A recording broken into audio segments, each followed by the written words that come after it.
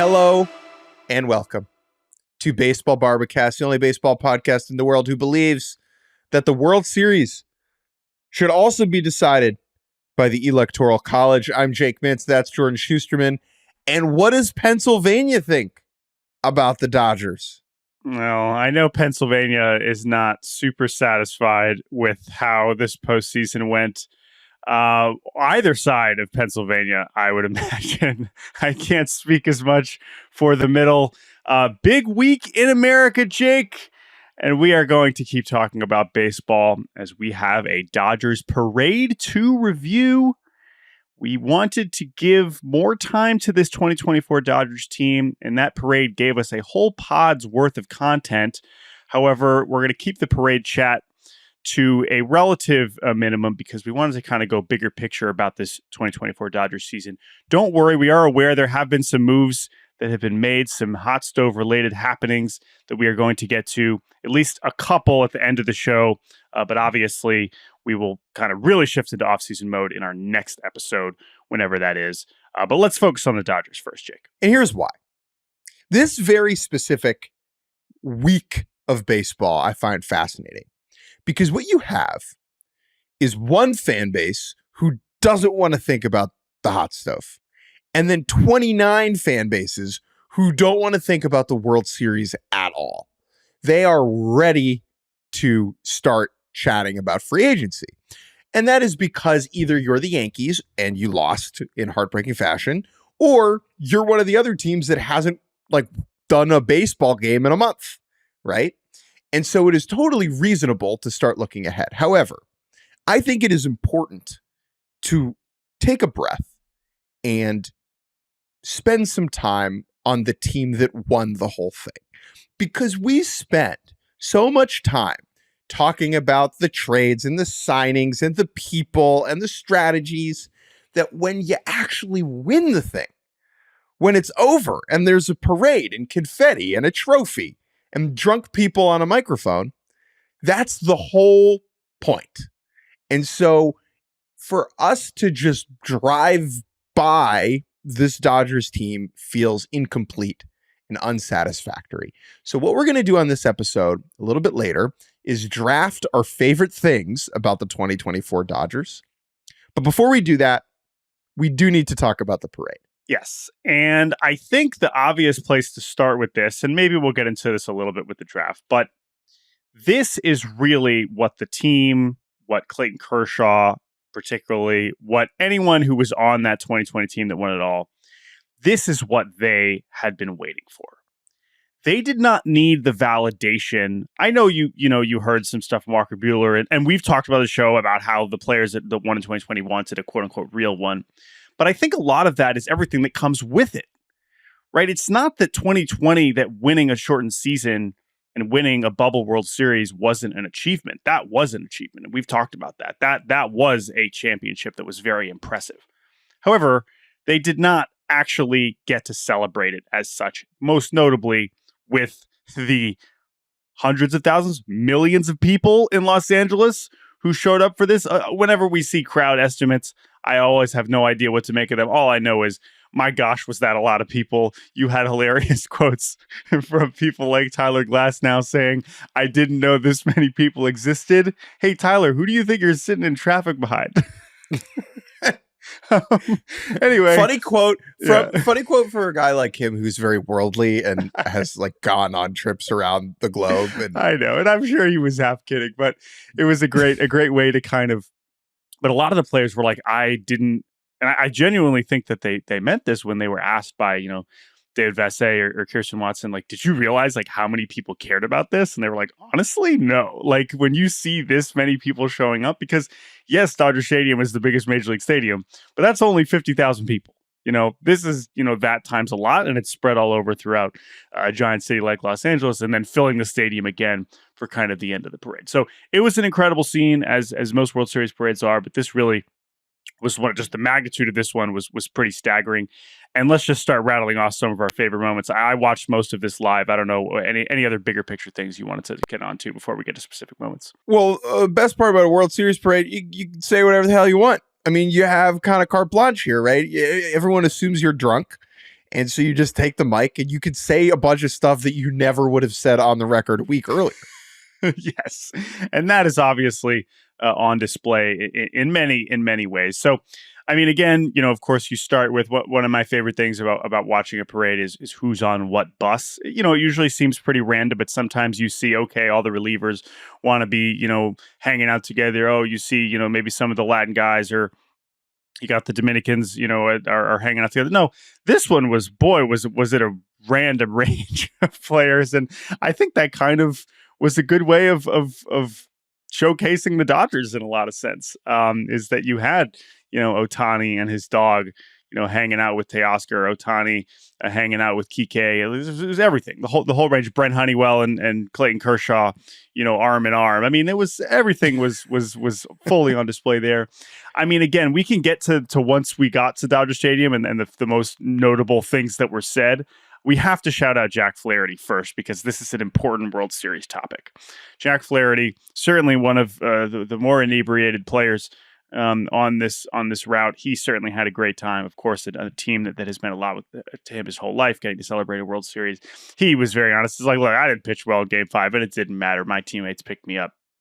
But Jack Flaherty was wearing a T-shirt that said, "Jobs finished."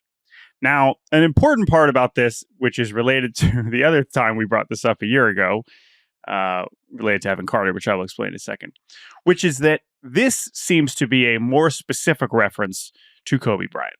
Because obviously, part of what a lot of athletes like to reference, which is Kobe when he was in the finals and they were up 2-0, and the media member was like, "Hey, Kobe, why aren't you happy?"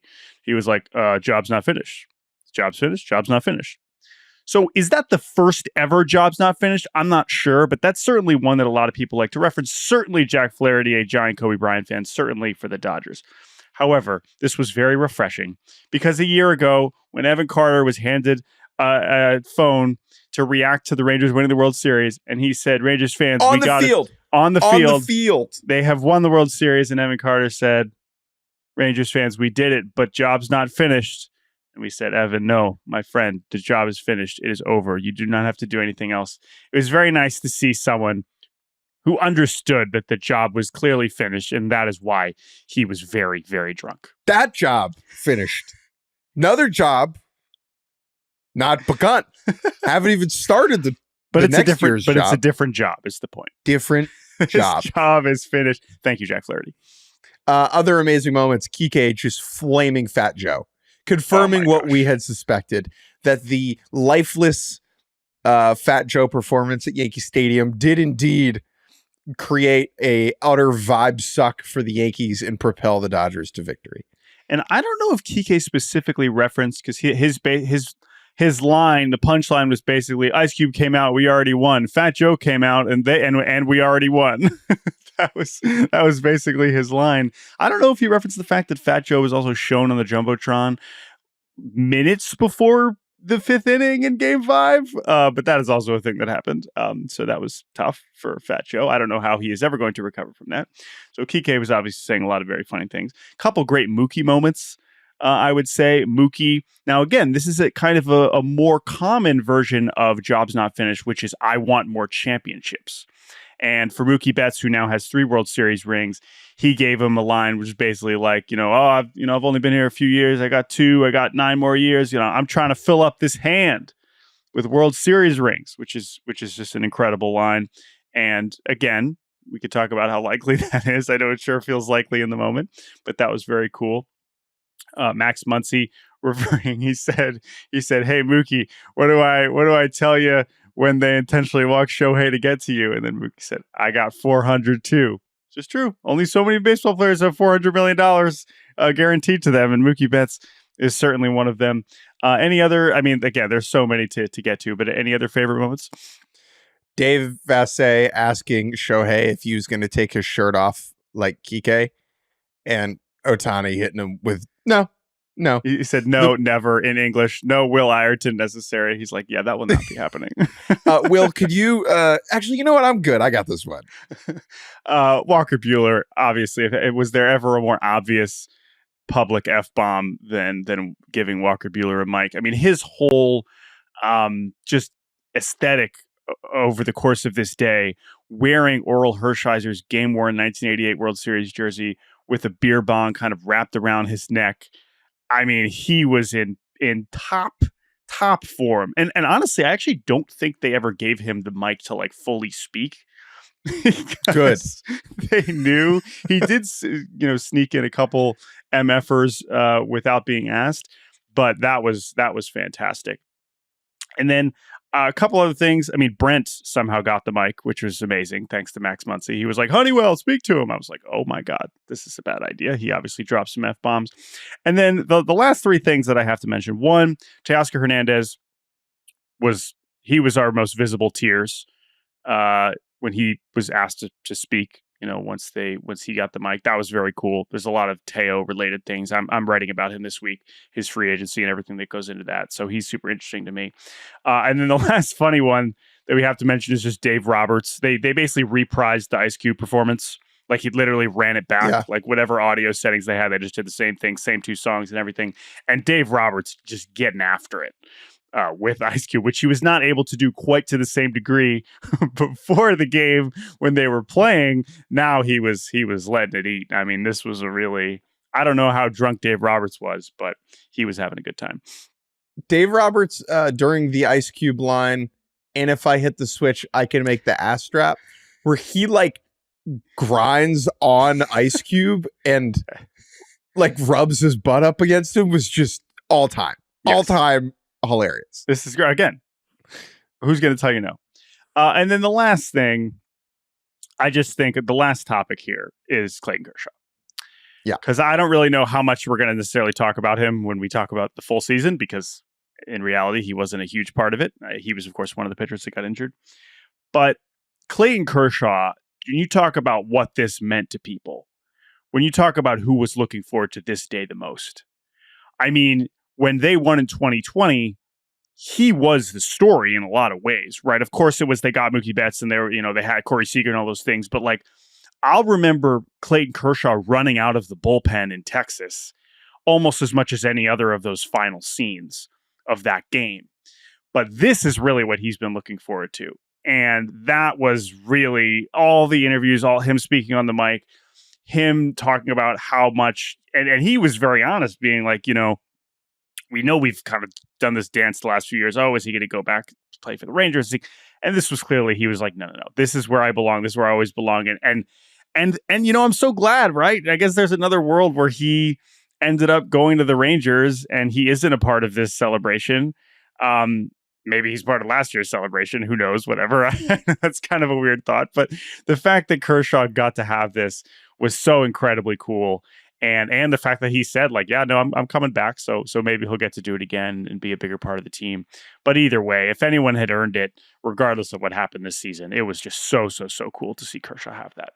And he grabs the mic and he says, I didn't have anything to do with this championship, but it feels like I have the best feeling in the world that I get to celebrate with you guys, unquote. I would disagree with I didn't have anything to do with this championship. Now, obviously, he threw, I think, 30 innings this year. Which exactly 30 innings. He did not have a whole lot to do with the on-field contributions of this championship, but I think that the bar of excellence that Clayton Kershaw helped set over the last decade plus of being in Dodger blue is a huge part of this championship. And it should be taken in some ways as like a career achievement award.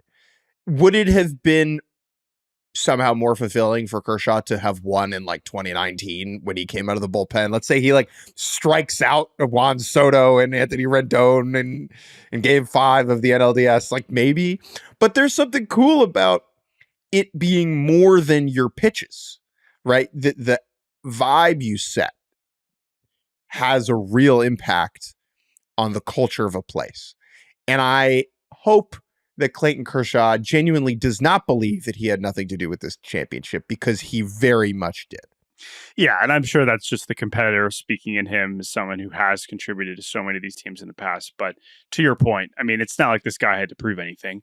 This is he earned this more than basically anybody on the roster, and that is that is really something special. So that was the parade. If there were any other moments, Dodgers fans, if you were there, if there were moments that we missed maybe on the broadcast or things that were not necessarily captured, I'd love to hear from people that actually were there and got to experience it. baseballbarbacast@gmail.com. You can let us know. But yeah, I certainly enjoyed it. There was a lot of personality on display. Before we take a break, we have one more task to achieve, and that is to flip off the narrative machine all October long. We have been ka-chunk, booting up that narrative machine, sucking it out for all it's worth. But we must take that switch and crank it down. And there is one narrative I would like to dispel. One narrative I would urge fans of the 29 other teams to avoid. And that is, quote, the Dodgers bought it. The Dodgers just paid for this championship. They opened their wallet and they handed the credit card. They clicked the button on their iPhone twice and Apple paid for this trophy. It's not that simple. Because, Jordan, here's the thing. Isn't that the point? Isn't that what the money's for? Yeah, I mean, I would like to think so. Isn't this what we like to see the money spent on? I understand that there's a level of frustration for any team that's not spending money to this degree. But I just cannot quite wrap my mind around this being a bad thing. I think something that we've talked about going into this postseason and certainly going into this World Series is the notion that once we got to Dodgers Yankees being like, oh, this is annoying. These are just the two teams that spend all the money on all the good players. And it's like, okay, yeah, but that doesn't normally happen. And in the world where the Dodgers win the next 10 World Series, yeah, that's going to get a little bit annoying, right? But based on the last 20 years of baseball, I have no reason to believe that is going to be the case. And that is why these Dodgers are celebrating this the way that they are, because as much as Mookie wants to say, oh, I want to win multiple more championships, and of course the Dodgers are going to have as good of odds as anybody else because they are investing in their team more than anybody else, it's not a guarantee. It's just not. And so, but when it all comes together and when you see the amount of investment in the product on the field, which is all you can ask for. That's why we're watching, is the baseball players who play baseball. And the Dodgers have consistently done what they need to do, gone as aggressive as you can to acquire the good baseball players in any means possible. That is a good thing. I don't really know why that would be a bad thing. I can understand being frustrated if your team isn't doing it, but that's not the Dodgers' fault. I've said this a bunch. It's not like the money goes to a food bank. Okay? It's not food bank or baseball free agent. That's not how this works, right? And I understand the frustration from a fan of another team seeing the Dodgers payroll start with a 3 and feeling disdain about that. But that disdain should not go to the Dodgers or their players or their management or their ownership group. It should go to the ownership group of the team that you care about. And like I sit here as someone who cares about the Orioles, and that the gap in final payroll in 2024 between the Orioles and the Dodgers was $222 million. I'm not going to sit here and pretend like that's not significant and that doesn't affect roster construction. Of course it does. But I'm more ticked off at the way that the Orioles went about constructing their team than the way that the Dodgers did. Now, yes, the Dodgers' ceiling is always going to be higher in terms of the money they can spend. And honestly, probably should be, right? Probably should be. However, it's not their fault. They are operating within the confines of the sport. And of course, they're going to dish out 20 whatever million to get Teoscar Hernandez on a 1-year deal. Of course, they're going to give Yamamoto the highest contract ever for a pitcher. Of course, they're going to give Ohtani, the key to the vault. Like, you wish that your team would too. So don't be mad at the Dodgers. Be mad at your own ownership group. Yeah. And by the way, what it invites to is when they lose, as they very well might next year, you can laugh at them even more. That's all part, as you have been for the last 10 years, and is likely going to be the case for a lot of the teams that are that are at the top and are spending a lot and are still falling on their face. That's part of it. But as Andrew Friedman has said, you'd rather be playing with those expectations and that pressure than playing for, not really trying that at all, right? He'd rather keep pushing and pushing and pushing. And I think the other thing is just that this team is an achievement of so much more than the payroll, undeniably. Yes, of course, the stars showed up at the end. But I mean, you look. The Dodgers are in so many ways. We talk about a career achievement award for Clayton Kershaw. This World Series is an achievement of everything that you can do to create a good baseball team, and that is, of course, at the top, investing in the best players. But it is also in drafting. It's in player development. It's in trading. It's in free agency. It's in international free agency. It's in analytics. It's in just like the old school grit that, Dave Roberts looking into Blake Trinan's eyes and seeing if he can get this last out. Like anything you want the Dodgers to be, it's really there for you. And that is also why, they're so impressive and worthy of celebration, and why when we come back from this quick break, we're going to keep talking about this team and draft our favorite things about the 2024 Los Angeles Dodgers. We'll be right back. And welcome back to Baseball Barbacast. Jake Mintz, Jordan Shusterman. I'm Jake Mintz, he's Jordan Shusterman, just for clarity's sake. Neither me nor Jordan will ever run a baseball team. That doesn't stop us, preclude us. Not with that attitude, man. Not with that attitude. We got a long way, a lot of years in front of us. We still love drafting stuff, and that's what we're going to do now. Let's draft some stuff. Let's draft our favorite things about the Los Angeles Dodgers. We're each going to take 5 things. This is purposefully open-ended and vague, which gives Jordan real discomfort because he loves a little bit more constraint. And I'm always uncomfortable, so I'm fine. The only restriction here is that we can each only draft 2 Shohei Ohtani related items, 1 off field and 1 on field. You get the first pick. Get the first pick. Okay. You're a good guy, so you get the first pick. All right, thank you. Then I'm just going to take, again, there's no, this is going to go in a lot of different orders, a lot of different directions, but let's just get the obvious out of the way. I'm going to take Shohei's on-field performance. I'm going to take, that includes 50-50. That includes greatest DH season ever. That includes, he didn't pitch and it didn't matter. He's still going to win the MVP. We have said this multiple times over the course of the season, but Shohei Ohtani we were not considering him seriously for MVP in a real way. Like that. I think I picked Freddie Freeman. I think I've said this before. I'm pretty sure my preseason pick was Freddie Freeman, thinking about, Shohei, what really he's going to do is boost Mookie and Freddie's numbers. But really what he did was, no, actually, I only have to worry about hitting right now, and I'm way better than I was the last time I only had to worry about hitting. And I have awesome teammates, and I want to run now, and I'm just going to put up one of the greatest single seasons that we've ever seen. And I think that all culminating in his day in Miami, which we will never, ever forget, is just one of the most astonishing things ever. And the fact that we have another 9 years to look forward to and him pitching again, like that this two-way sensation could become a one-way a one-way season of a lifetime on its own is just fantastic, amazing. And it's so funny that we underestimated him to any degree. So Shohei on the field, I am taking number 1. I know it did not necessarily translate all the way until the World Series, but he had some moments in the postseason. Let's not forget that Citi Field home run. Let's not forget that home run against the Padres, and even that hit in Game 1 that helped the Dodgers come back. So there wasn't nothing along the way. I know it wasn't the biggest World Series performance, but remember his shoulder was, subluxed. So anyway, Ohtani on field is my first pick. What a hilariously enormous, umbrella of things. Like if you want to take something more specifically, that's fine. I thought about just taking that day in Miami. Was definitely honestly on my board. Can if you want, that's fine. But go ahead. I'm not taking it now. My first pick for the Dodger 2024 draft is the pitching injuries and all that encompasses. Yes, because so just for context, the Dodgers had 17 different human beings start a game this year on the mound. That is tied with the White Sox, and behind only the Angels, who sucked, and the Marlins, who sucked. I believe that might be the 3 worst teams in baseball record-wise. I don't know. Rockies. Yeah.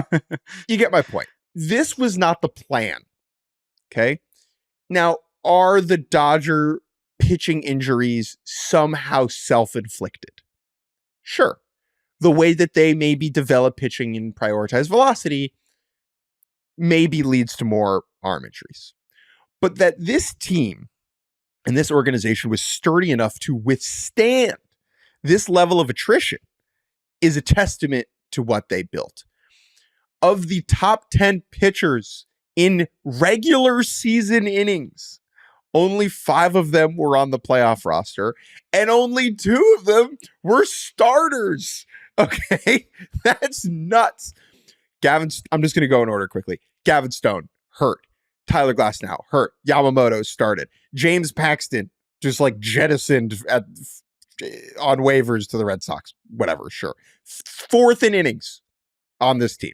Walker Buehler started. Landon Knack, totally butt. Although bounced back later on in the World Series. People forget. We remember. Ryan Yarbrough, who knows? Daniel Hudson, retired, but pitched. Alex Vesia, pitched. And Bobby Miller. Remember Bobby Miller? Remember how important Bobby Miller was? He was at the parade. There were a couple. Miller and James Outman were at the parade, and I was like, oh, yeah, they were supposed to be so good. They were both so good as rookies, and they were just non-factors this year. 40 different pitchers threw a ball for the Dodgers, tied only with the Angels and only behind the Marlins. And it's like, that's supposed to sink you. And we thought it would. We really thought that's what the death knell was going to be for these Dodgers. That's the Achilles heel. That's why they would go down in the playoffs. And they just had enough quality up and down the roster, which is what the money's for, which is what the development's for, which is for, they prepared a variety of different people to be ready to pitch in the playoffs when it mattered. And it's so impressive. They threw an enormous bowling ball at a bunch of talented pins, and whatever was left standing was more than enough to win a World Series. So for me, the pitching injuries and their ability to overcome it is my first pick. Yes, I think that in terms of narrative is certainly way up there. I am going to select. I mean, again, we should just take more Ohtani stuff, but I'll leave it. I'll leave it to you. I'm going to take Mookie Betts, the shortstop. And kind of just Mookie Betts' season, but Mookie Betts, the shortstop, I think encapsulates it where it's just like, you know what? He was like, you know what? I don't really, whatever you guys need. You need to play shortstop. Remember when he started playing some second and last year, and we were like, oh my, or even I think he did a little bit. He did it like a handful of times in his first few years. I know he did it in 22 or in 21 and 22. He played like a handful of games at second. We were just like, this guy's incredible. Like he could just show up and they could just ask him to play second base a couple times. Like, amazing. And he's like, actually, you know what's better than that? I'm going to start 60 games at shortstop because my team needs me to. Listen, was he an amazing shortstop? No.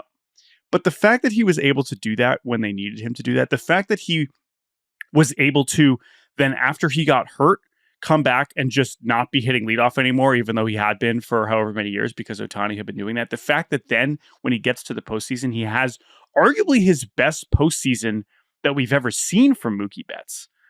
All the while having an offensive season with a 2-month interruption where he walks more than he strikes out for the first time in his career.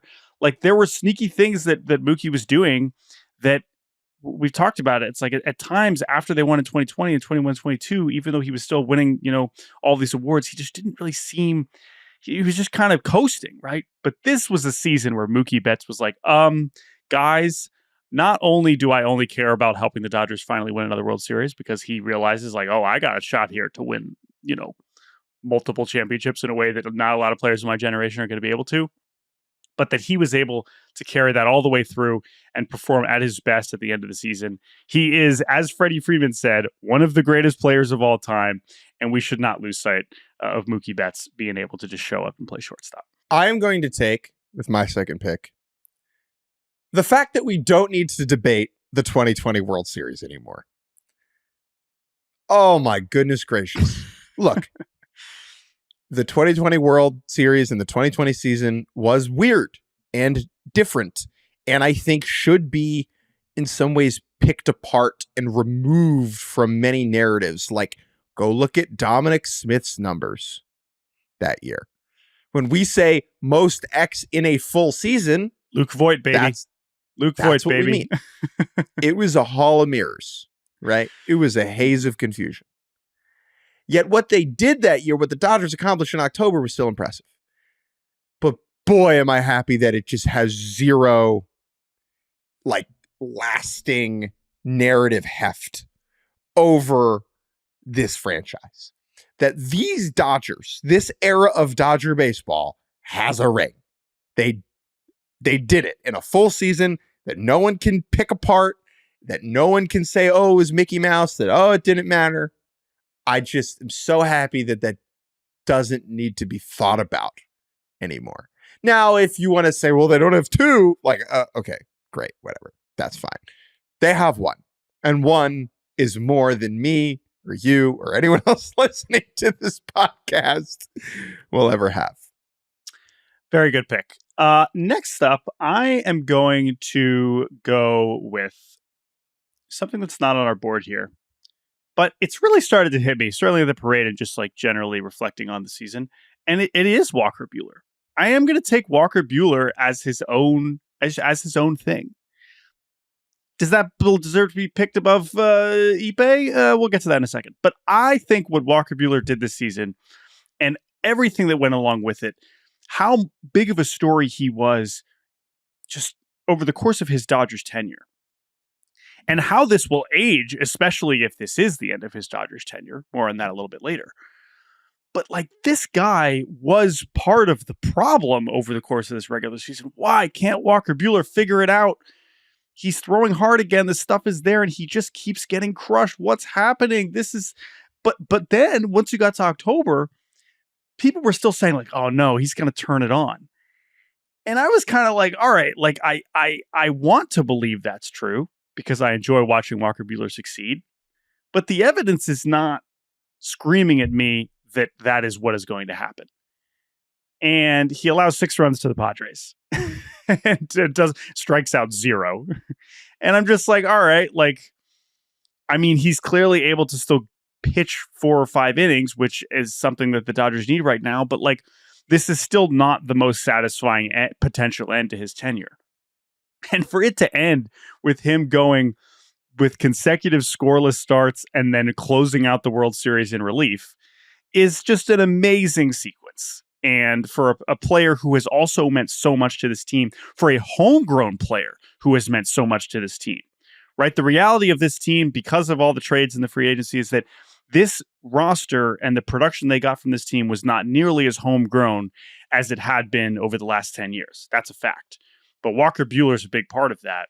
And while he was not contributing the wins above replacement very much in the regular season, for him to show up and be the guy on the mound for the last out is so cool. And I just think he's going to be now associated with this team forever in an extremely strong way, in a way that even if you told me they were going to win the World Series 3 weeks ago, I would not have expected him to be a big part of it. I'm going to take Will Ireton with my third pick. Will Ireton, Ohtani's new translator. This, I don't want to fold in all the Ipe stuff because if we're drafting our I'm taking favorite... it next. Don't worry. Okay. Like, focus on Will.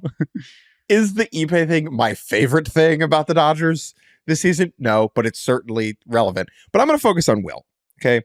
Will Ireton joins the Dodgers in 2016 as Kenta Maeda's translator. And it's like, wow, this guy's pretty smart. So when Maeda leaves, they keep Will Ireton on as like a player development coach. Like, he's on the coaching staff in Oklahoma City, AAA, for multiple seasons. And it's like, sure, he's fluent in Japanese, and that's like a cool thing, but that's not like why he's around anymore. And then the Ipe situation happens, and they're like, Will, Will, go translate for Ohtani. Will Ireton, as Ohtani's interpreter, was more visible than like most of the Dodgers this season.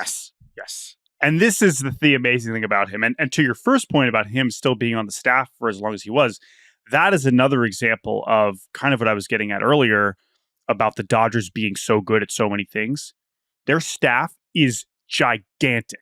The number of people that like it, and that's part of the advantage is you can have so many people because you're willing to invest in, again, every level of helping the baseball team win.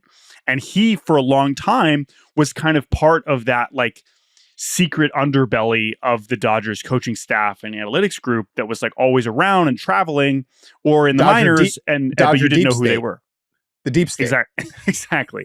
But for him to transition into this role and to do it, I mean, not only to just be able to handle it, but to your point, the visibility.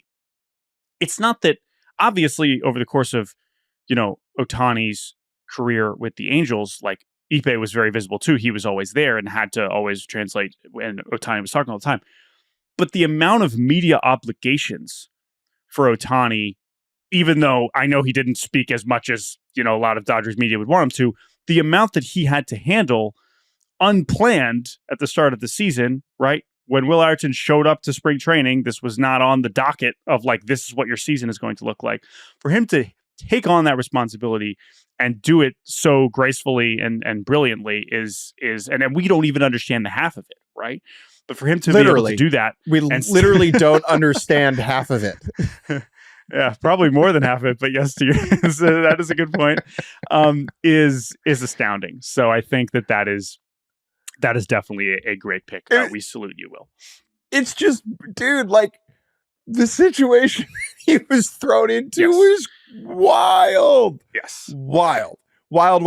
And look, I don't speak Japanese, so maybe he does a terrible job at translating.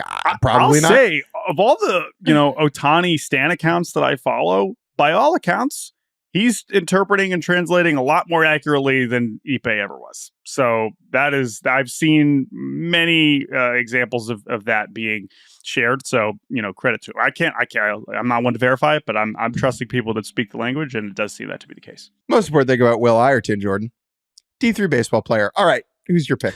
Shouts out Occidental. All right. My fourth pick. I'm going up full big umbrella again. I'm taking everything Ohtani off the field. All right. Now, if you want to zoom in on Korea and specifically what happened in Korea, I mean, you could just take like the 48 hours or 3-4 days in Korea as like its own pick, especially if you include Ippei.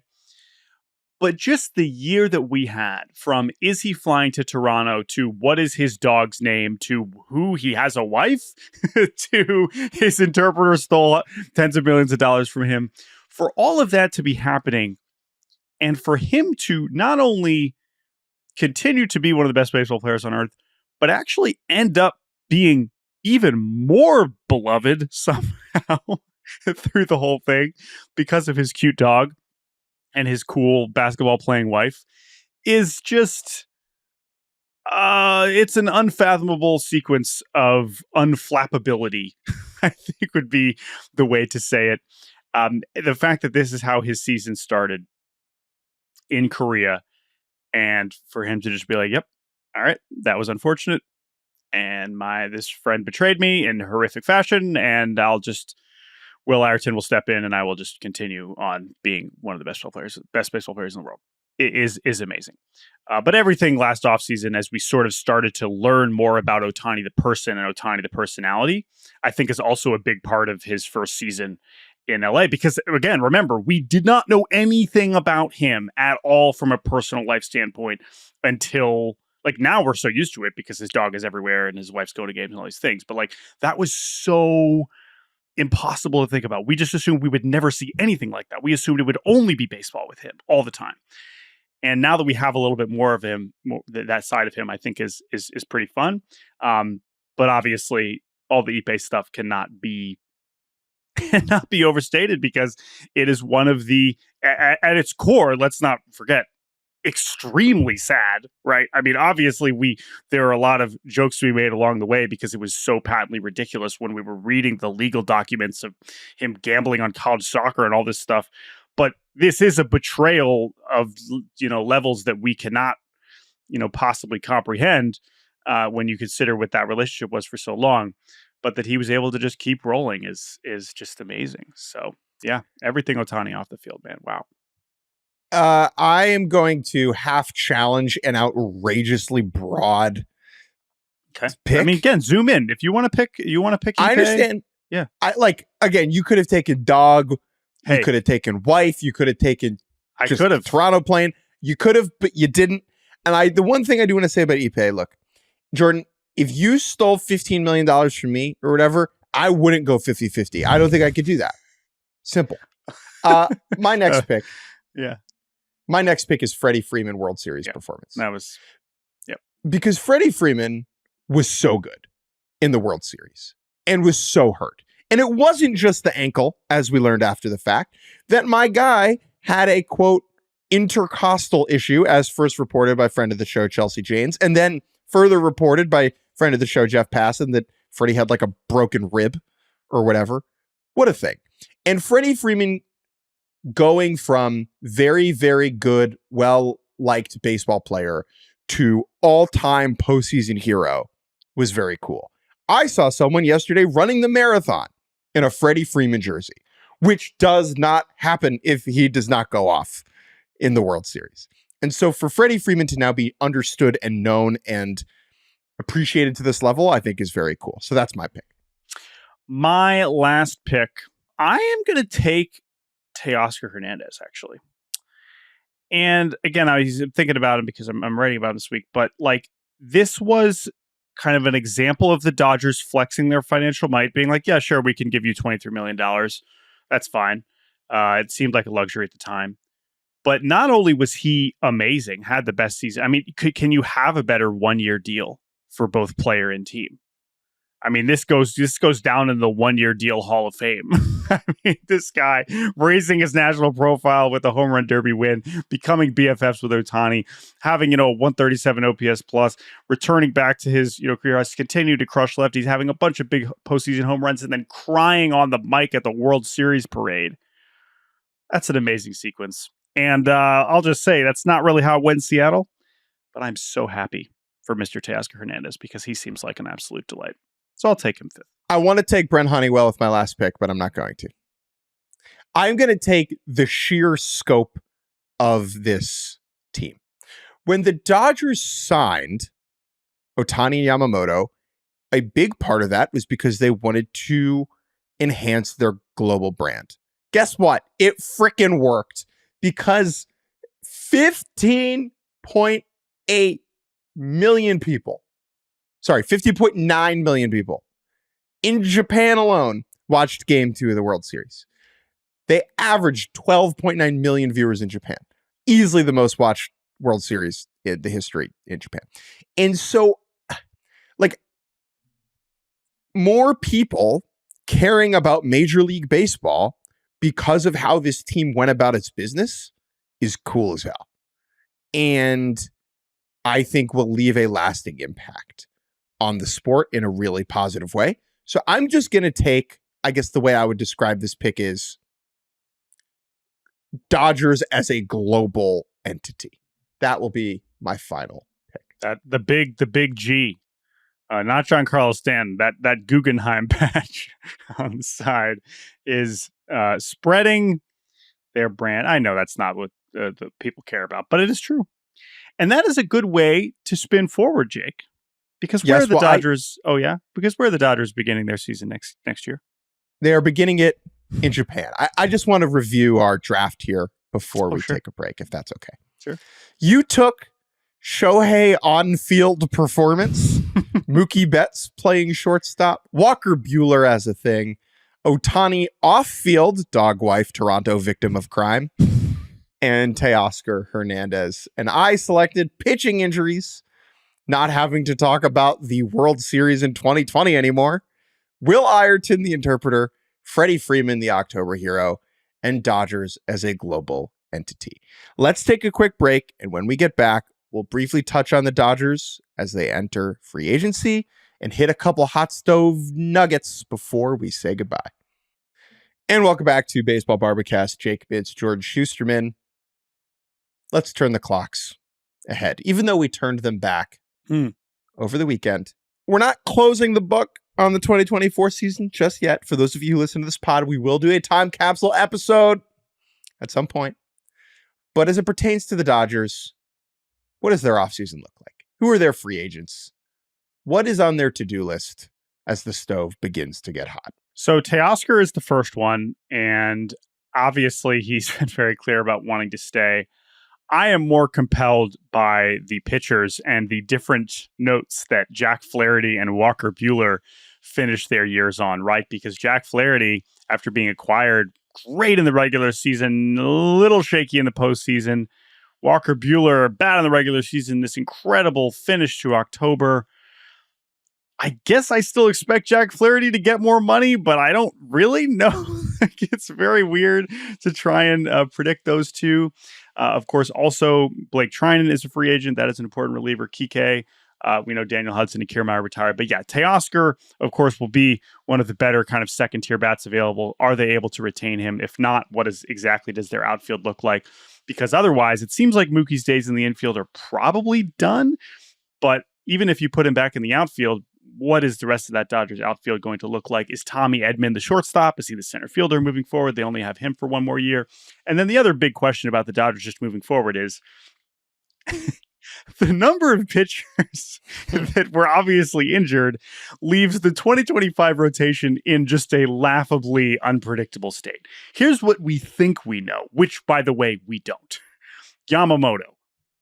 I assume he will start opening day, but maybe not. Who knows? Whatever. Yamamoto, great. We think he's healthy, looks good, looked awesome down the stretch in October, great. Glasnow, we assume he'll be healthy, right? You know, it was an elbow injury. He said it wasn't as bad as we thought. He wasn't able to pitch in October. Okay, Glasnow, great. We have him. We think that Shohei Ohtani is going to be ready to pitch next year, right? As far as we know. He also has a shoulder injury, not his throwing shoulder, but he's going to have to deal with that at some point. But after that, I mean, you have like 10 guys that you could reasonably be like, oh, maybe it could be him. Kershaw, who's apparently going to have knee and toe surgery this offseason. Gonsolin, who was throwing by the end of the year. Remember him? He was a big part of this rotation. Dustin May, Gavin Stone had shoulder surgery. Then you have all the TJ guys like Emmett Sheehan. Bobby Miller, is he going to be back in the mix or is he going to be traded or in the bullpen? Kasparius, of course, looked good. Knack and Wrobleski, who made starts. All these guys are presumably going to be competing. Some of them maybe going to be in the bullpen. And then there's the possibility that they just sign Corbin Burns, right? So all of that is just, what does this rotation look like moving forward is fascinating. Obviously, a lot of options. Some of these guys, I'm sure, will still be hurt come spring training, come opening day. But it is a lot of options, but very hard to tell. Booking it now. Here's the Dodgers starting rotation on opening day. Yamamoto, Glasnow, Ohtani. It's not Miller. Kershaw basically said it's. I know. I'm going to say that. Okay. Miller, Kasparius. Okay? That's Jake Mintz's pick. Kershaw will be on the aisle to start the year. I'm going to say it again. Yamamoto, Glasnow, Ohtani, Miller, Kasparius. There you go. My prediction is it will be somebody that is not in the organization. I'm not saying it'll be Corbin Burns level. I think there will be a pitcher that is somehow not on this list of 10 that is going to be in the rotation on opening day. But man, that is the real question. But obviously, Mookie, Freddie, Shohei, they'll be hanging out, and that is what is most important. They're going to sign Tomoyuki Sugano. That would be, if they really want to triple down on the on the Japanese brand, more on Sugano at a future date. Last thing, a couple other things before we say goodbye. So first of all, we're recording this on Monday morning. 5 p.m. tonight is the deadline for qualifying offers, for options being picked up, declined, all those things. We already have a good bit of those. We're going to push a lot of them to later this week. So before we get out of here, we just wanted to address a couple of them and 3 minutes on the Gold Gloves because I know Jake doesn't care about them very much. Let's do Gold Gloves quickly. Here's why I don't care. We will. I just quickly. Here's why I don't care. Players really care about them and they're cool for the players. That wasn't a reason. We need to give a reason. He said, "Here's why I don't care," and then he said, "Ooh, good point." Okay, go. I mean, yeah. I again. The timing of it is always weird. This is, as you pointed out on Twitter, which I completely forgot about, better than announcing it on election night. Which is I said that, and I disagree. I think it's so much funnier for them to announce. They should always do this on election night. Yeah. They should only do the Gold Gloves every 4 years and announce them on election night. That's funny. That's kind of funny. Only doing them every 4 years. I think it also feels weird because we do the rest of the awards later. And so it's like this, we're not ready to be talking about this. I just enjoy them because it's reasons to celebrate players we otherwise are never going to talk about. And in this case, that's 2 players on the Rockies, right? Ezekiel Tovar and Brent Doyle, who might win in center field every year for the next 10 years. And by the way, if Tovar is winning it this year, he might also be winning it every year for the next 10 years. The fact that he was able to beat out, his competition, Swanson, win. And then, of course, he's the reason why Lindor was not a finalist. So he was very impressive. There are a bunch of players on this list that I enjoy watching, but anyone else stand out? I have two. Mhm. One is Dalton Varsho, who won it in center field in the American League. That's awesome. He deserves it. What a fun defensive player to watch, especially for a player who was drafted as a catcher and was a catcher in the major leagues for multiple seasons and then won a Gold Glove in center field. That is completely bananas. And then the other one I think is worth highlighting is Matt Chapman, who should go down as one of the best defensive third basemen of all time, winning his 5th career Gold Glove. And then, of course, Juan Soto robbed for American League right field. Just Soto, the finalists were Soto, Joe Adell, which is in some ways even more amazing. And then Willie Abreu, who ended up winning probably quite comfortably. But yeah, that one is how many times Soto's going to be a finalist? I'll probably be the last time, I would guess. This is not fair, and I don't believe what I'm about to say. They should not do corner outfielder Gold Gloves. Like, if they didn't do corner outfielder Gold Gloves, I would care more. I just think it's like you are worse at defense than like 8 of the center fielders, at least. It just feels so silly to give Wilyer Abreu an award for his defense when he's not good at it compared to other center fielders. You want to say it to Stephen Kwan's face? Yes. Three-time winner? Yes. Sure. All right. That's disrespectful. Obviously, I'm hyped about Kyle Raleigh and Dylan Moore winning. And then, Bobby Witt, right? And Bregman winning his first one. So part of it with Chapman, leaving the American League and now Arenado kind of being done winning Gold Gloves because Chapman's now in his league, it seems like, and Brian Hayes is in the other league. Alex Bregman winning his first one, which is kind of cool. But anyway, I hear what you're saying. And then the pitcher ones always make me laugh, like Chris Sale winning, and I was Chris Sale. That was something. All right, that's because when I think back about Chris Sale's 2024, I say great defense, man. You know who didn't win the Gold Glove, Jake? Gerrit Cole. All right, let's talk about Gerrit Cole for a couple minutes. There was a scary headline for people who were not following this closely the other day when it was announced that Gerrit Cole opted out. What? I didn't know Gerrit Cole had an opt-out. Gerrit Cole signed a massive contract with the New York Yankees after the 2019 season. And then COVID happened. In that contract, Gerrit Cole was able to opt out of the final 4 years and $144 million remaining on the deal, which he did. However, if he did that, the Yankees, I can't really remember a contract being like this, but I'm sure it's existed before. But this is certainly the most prominent example. However, normally players, they opt out. Okay, boom, they're free agents. In this case, the Yankees have the opportunity to just add on another year at $36 million and thus void his opt-out. So what that means is basically the Yankees deciding instead of letting Gerrit Cole walk, they can just have him for $5,180 instead of $4,144. Now, at the time we are recording this on Monday morning, we have not gotten official confirmation that the New York Yankees will be making the decision to keep Gerrit Cole for 5 more years at $180 million. However, that is the vast assumption as to that happening. So really the only thing to say about this is it is Gerrit Cole pretty much was in a situation here. Now, the timing here is pretty amazing, of course, because of how their season ended. But this is just strictly business that obviously Gerrit Cole was going to do this knowing that they were going to pick it up. Now, you could point out, as some people have, if you completely remove the sentimentality and how important Gerrit Cole is to the Yankees, is Gerrit Cole with the season he just had, would you be giving him 5 years, 180? I think we probably would. But there you could at least be like, oh, okay, there's at least some amount of risk there for sure.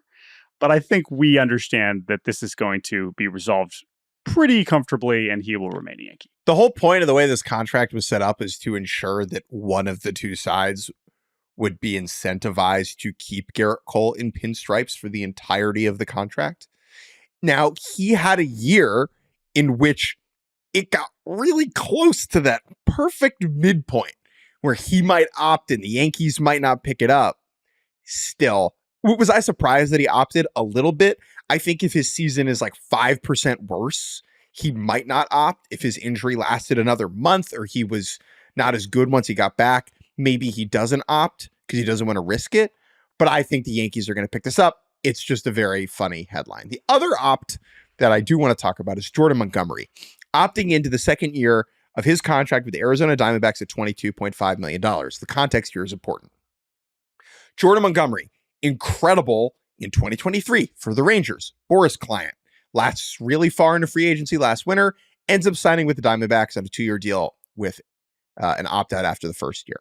An opt-out he did not take, which is notable because about a month ago, the owner of the Diamondbacks said the following about him. Quote, if anyone wants to blame for Jordan Montgomery being a Diamondback, you're talking to the guy that should be blamed. This is Ken Kendrick, right? Because I brought it to the front office's attention. I pushed for it. They agreed to it. It wasn't in our game plan. Looking back in hindsight, a horrible decision to have invested that money in a guy that performed as poorly as he did. It's our biggest mistake of the season from a talent standpoint. You never hear this. You never hear leadership trash their own decisions and trash a player like this. And for them to do it to a player who is still on the team, he's still on the team. He's going to have to show up in camp if they don't trade him and just be on the Diamondbacks. Now, obviously, Jordan Montgomery opted in because he wouldn't get more money than this on the open market right now because he was ass. And I would take $22.5 million to work for someone who said that was the biggest mistake of their season. Sure. Please, I'd do it for half. It is just creates a very fascinating scenario where the only options now are Montgomery rolls into camp and knows that management hates him, or they trade him. Both are interesting. I think trading him will be very difficult because I don't want to trade for Jordan Montgomery at $22.5 million. Yeah, I mean, the thing is this isn't this probably is not how you should handle this. Duh. I mean, he was the worst pitcher in the league. Like, like the thing is, this doesn't mean this is how you should be talking about the people you're paying, but he did have the highest ERA of any pitcher with 100 innings pretty much by far. And so that creates a situation where, Jordan Montgomery knew, like, I need to opt in. I need to pitch better. And by the way, you know who else knows he sucked this year? Jordan Montgomery. And it's not like he's going to be incentivized to suck again just to stick it to the guy that's signing his checks. No, I don't think it really changes that much. It is just an unusually strange way to see this, specifically when we're talking about the owner saying like this, I screwed this up, right? Because the accountability there is in some ways admirable and then also uncomfortable, it's so unusual that like, I'm not even really sure what to make of it because nothing's changing to your point. And remember, Jordan Montgomery, who already was not happy about how that all went down to begin with, the fact that he ended up waiting until the end of spring training to sign. That's why he ditched Scott Boras basically immediately after signing this contract. All of it is just unfortunate, I would say. And I do not expect Jordan Montgomery to be anywhere close to this bad next season. Would I have been excited to sign him last year regardless for the amount that he was originally seeking? Probably not. But I think he'll probably be just like a fine pitcher next year with a regular spring training. To me, it's simple. If you're the owner of the Diamondbacks, you can say this exact same thing in a kinder way where you're not creating a news story. Yes. Like there's just a different way to say these words. Yes. We have a couple other nuggets. I think let's kick those to Wednesday. The White Sox have a new manager. The Angels traded for Jorge Soler. There's just a lot going on. Fortunately, we podcast 3 days a week, and we will continue doing so on Wednesday. Thank you all for listening. Jordan, thank you for doing the podcast with me. Thank you to Andrew Hartz for producing. And thank you to the Dodgers. Yes. Thank you to the Dodgers for giving us so much content to talk about. And by the way, I have a feeling we're going to keep talking about the Dodgers. Maybe more looking ahead than behind. But indeed, there is much more to get to, of course, we'll have a lot more news tonight on Monday night that we will get to later this week. So thank you all for listening. Thank you to producer Andrew Hartz. As always, you can email us at baseballbarbacast@gmail.com. That's BARBcast. Thank you all for listening, and we'll talk to you all very soon.